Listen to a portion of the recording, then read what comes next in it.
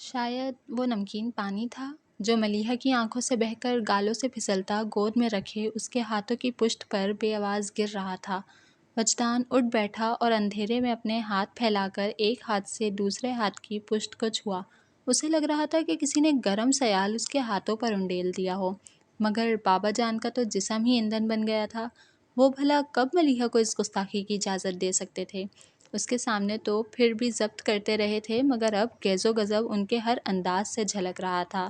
تیز تیز rocking chair کو آگے پیچھے جھلاتے وہ مستقل اپنے ابال کو کم کرنے کی کوشش کر رہے تھے، پر اس کوشش کا کوئی نتیجہ برآمد نہیں ہو رہا تھا۔ پھر وہ اٹھ کر بیڈ تک آئے اور اپنے سب سے قریبی دوست ملک ناصر کو فون کرنے لگے۔ ہیلو کی آواز سنتے ہی بابا جان نے کہا، ملک میں آ رہا ہوں، اور ان کی بات سننے سے پہلے فون رکھ دیا۔ ملیحہ کے بارے میں آج تک جو بھی جانا، جو بھی سمجھا، جو بھی سوچا، سب غلط۔ ایک ہی پل میں میری بیٹی میرے لیے اجنبی ہو گئی۔ میں سمجھتا تھا ملیحہ میری مزاج آشنا ہے، وہ کبھی میری رضا کو فراموش نہیں کرے گی۔ میری راہ پر چلنا تو کیا، اس کے پیر میرے نقش قدم سے ہٹ کر کہیں نہیں پڑ سکتے۔ مجھ سے اختلاف وہ کبھی کر ہی نہیں سکتی، اور اس نے ہمیشہ ایسے ہی کیا۔ اس نے خود کو میرے ہاتھ میں دے رکھا تھا، میں جو چاہتا اس کے لیے فیصلہ کرتا، اور ملیحہ بھی ان فیصلوں کو مانتی بلا چوں چرا کیے۔ میرے ہر لفظ کو اس نے حکم کا درجہ دیا۔ نہیں کا لفظ میں نے اس کی زبان سے کبھی سنا ہی نہیں۔ بچے ضد کرتے ہیں، مگر اس نے تو کبھی فرمائش بھی نہیں کی۔ میں نے جو بھی دیا اس نے قبول کر لیا، کبھی پسند ناپسند کا راگ نہیں لاپا، اور مجھے یقین ہو گیا میری بیٹی میری پسند کے سانچے میں ڈھلی ہے۔ ملک ناصر کے سامنے ان کے گھر کے ڈرائنگ روم میں بیٹھے اپنی بھڑاس نکالتے ہوئے وہ ذرا دیر کو تھمے، پھر دکھ سے بولے، پر آج پتہ چلا میرا یقین جھوٹا تھا۔ میری اجازت کے بغیر اس نے اپنے لیے ایک ایسی راہ کو پسند کیا جو مجھے پسند نہیں۔ آج نے اختلاف کی جرات کی ہے، اور ایک فیصلہ بھی جسے وہ چاہتی ہے میں مان لوں، جھک جاؤں اس کے سامنے۔ وہ آتشی لہجے میں پھٹ پڑے، پھر اچانک ہی ان کا لہجہ سست ہو گیا۔ مجھے لگتا تھا ملیحہ سے زیادہ سعادت مند اور فرمانبردار بیٹی دنیا میں دوسری نہیں ہوگی، اور مجھ جیسا خوش قسمت باپ بھی اور نہیں ہوگا، مگر مجھ سے زیادہ بدقسمت باپ اور کون ہوگا جو 20 سال بعد جانے کہ 20 سال تک جو وہ اپنی بیٹی کو سمجھتا آیا تھا وہ نہیں ہے۔ کیا تم اس باپ کی تکلیف کو سمجھ سکتے ہو جو اپنی ہی بیٹی کو نہ سمجھ پایا ہو؟ میری بیٹی سعادت مند نہیں ہے، اور کون جانے فرمانبردار بھی ہوگی یا نہیں۔ وہ چپ ہوئے تو ملک ناصر سمجھانے کے انداز میں بولے، میں اب بھی یہی کہوں گا اظہر کہ تم بہت خوش قسمت ہو جو تمہیں ملیحہ جیسی بیٹی ملی، جسے دیکھ کر ہمیشہ میرے دل میں یہ حسرت جاگتی ہے کہ کاش وہ میرے گھر پیدا ہوئی ہوتی۔ وہ غلط نہیں ہو سکتی، مگر غلطی کر سکتی ہے۔ اگر تمہیں لگتا ہے کہ اس سے غلطی ہوئی ہے تو سمجھا بجھا کر صحیح راستے پر لے آؤ۔ لیکن ایک چیز مجھے بھی کھٹک رہی ہے۔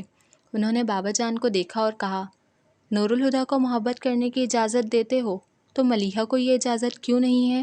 کیونکہ میں ملیحہ کے لیے نور الہدیٰ کا انتخاب کر چکا ہوں۔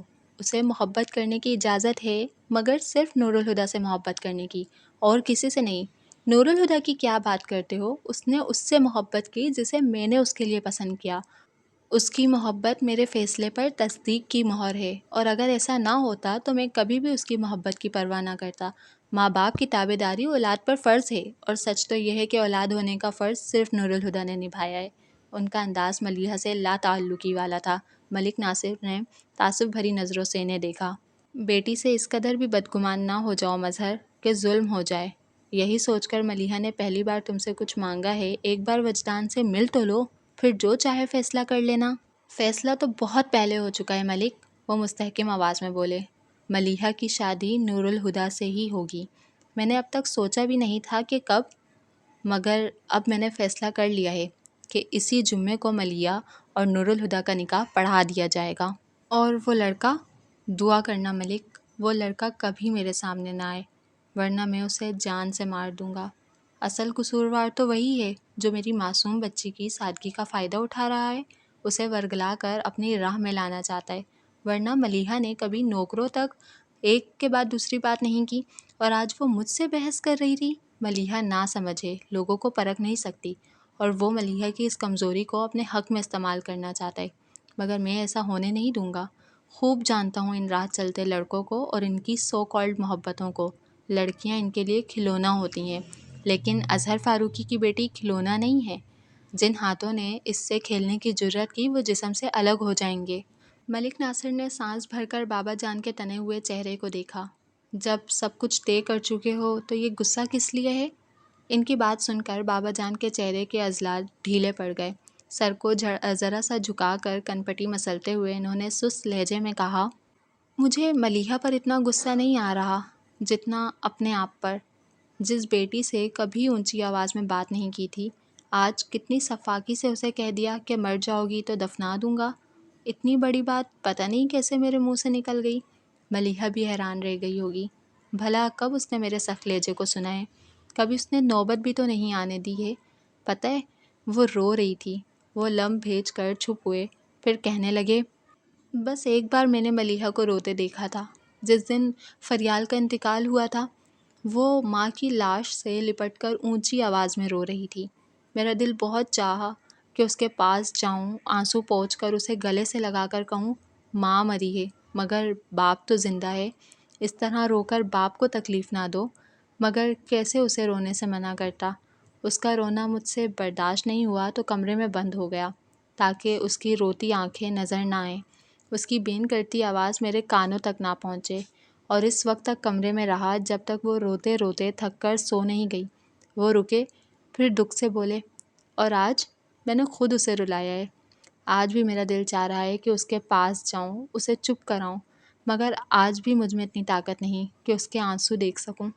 ملک ناصر کو ان کے الفاظ اور ان کے بکھرے بکھرے انداز پر کوئی حیرت نہیں ہوئی، کیونکہ فریال کے بعد ملک ناصر ہی وہ دوسرے شخص تھے جو اس راز سے واقف تھے کہ باہر سے سخت نظر آنے والے اظہر فاروقی اندر سے بہت نرم تھے، اور انہیں بھی اپنی نرمی کا احساس نہیں تھا۔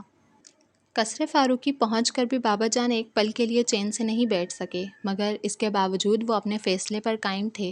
باقی رات انہیں اپنے فیصلے کو مضبوط کرنے میں لگی۔ فجر کی نماز پڑھ کر وہ کمرے سے باہر آئے اور دھیرے دھیرے ملیحہ کے کمرے کو جاتی سیڑھیاں چڑھنے لگے۔ دروازہ کھول کر انہوں نے نماز پڑھتی ملیحہ کی پشت کو دیکھا۔ وہ وہیں رک کر اس کے فارغ ہونے کا انتظار کرنے لگے۔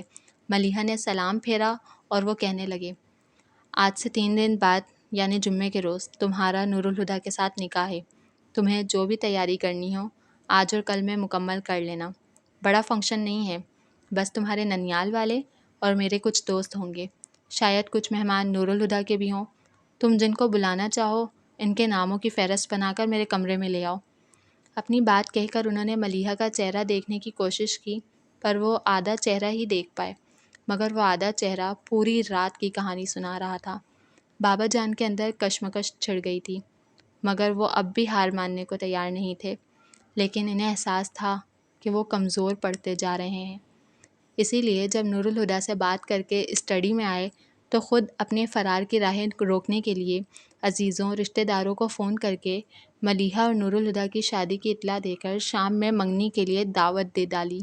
افتخار حسن اس اطلاع پر حیرت سے مبارکباد دیتے ہوئے بولے، مبارک ہو بھائی صاحب، ویسے یہ خبر غیر متوقع تو نہیں ہے لیکن کافی اچانک ہے۔